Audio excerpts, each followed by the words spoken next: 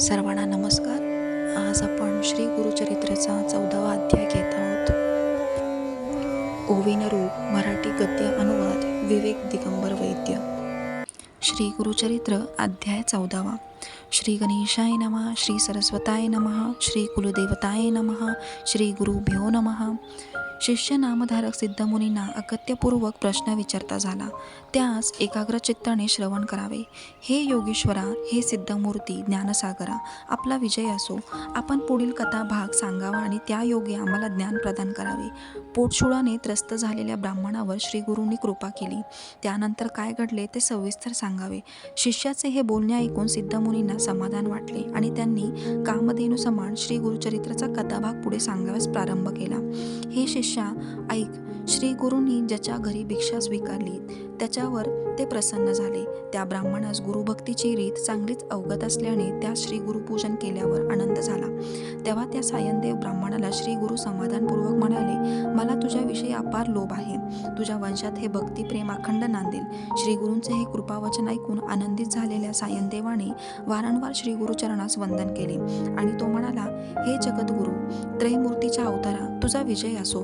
केवळ अज्ञानामुळे तू मनुष्य रूपात दिसत असलास तरी तुझा महिमा वेदांनाही उमगलेला नाही. तू अवघे विश्व व्यापून राहिला आहेस. तूच ब्रह्म, विष्णू आणि शिवशंकर आहेस. भक्तांच्या उद्धारासाठी तू मानवदेह धारण करून अवतरला आहेस. तुझा महिमा वर्णन करण्याचे सामर्थ्य माझ्याकडे नाही. तेव्हा हे कृपासागरा, तुझ्यापाशी मी एक मागणे मागतो, ते तू पूर्ण कर. माझ्या वंशात पुढे सातत्याने तुझीच भक्ती राहावी.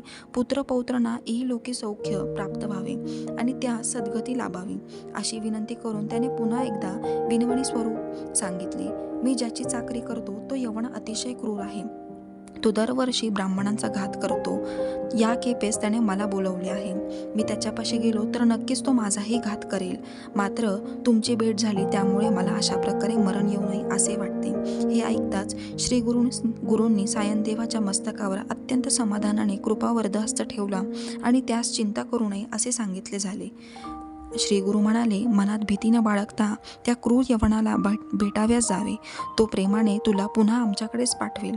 जोवर तू येथे परत येत नाहीस तोवर आम्ही येथेच राहू. तू आल्यानंतर आम्ही येथून निघून जाऊ. तू आमचा अत्यंत प्रिय भक्त होशील. तुझे वंशजही आमच्या भक्तीत राहतील. तुला सर्व इष्ट ते प्राप्त होईल आणि तुझा यथायोग्य वंशविस्तार होईल. तुझ्या वंशजांना दीर्घायुष्य व सुख सौख्य लाभेल आणि संतती संपत्तीसह ते सुख प्राप्त करतील. श्री गुरूंकडे असा वर प्राप्त होताच सायनदेव ब्राह्मण यवनाला भेटाव्यास गेला. यमासारखा भयंकर दिसणारा तो यवन सायनदेवाला पाहताच रागाने अग्निज्वालाप्रमाणे लालेलाल झाला. सायनदेवाकडे पाहून संतप्त झालेला यवन तोंड फिरवून घरात निघून गेला. हे पाहून ब्राह्मण चिंतित झाला आणि श्री गुरूंचा आठव करू लागला. वाळवीला कोप आला तरी ती अग्नीच्या वाटेला जात नाही. मात्र ज्याच्यावर श्री गुरुकृपा झाली त्याच्या समोर दुष्ट काय करेल? गरुडाच्या पिल्लांना सर्प गिळेल काय? त्यानुसारच त्या ब्राह्मणावर श्री गुरूंचा अपार कृपा होती, म्हणून त्यास यवनाचे भय वाटले नाही.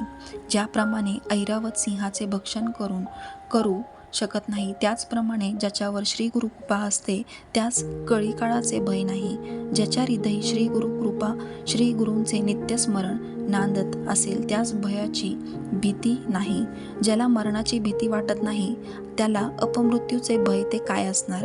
ज्याला मृत्यूचे भय उरले नाही त्याला यवनाविषयी भीती का वाटावी? ज्याच्यावर श्री गुरुकृपेचे कवच आहे त्याला यमाचीही भीती ग्रासत नाही.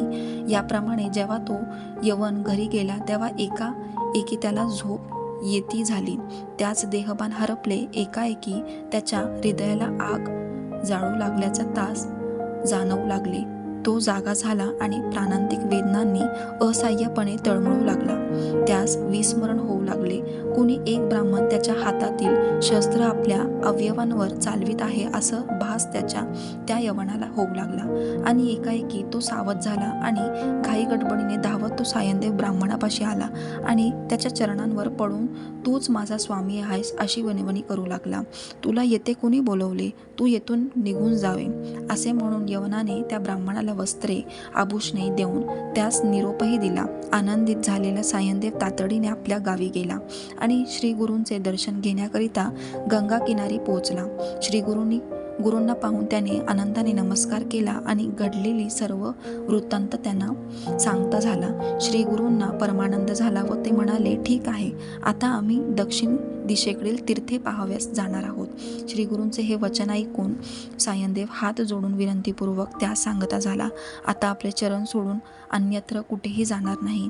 मला आपणासोबत यायचे आहे. आपल्या चरणांपासून दूर राहणे मला शक्य नाही. हे कृपा सिंधू, तू मला या संसार सागरातून पार करू शकतोस.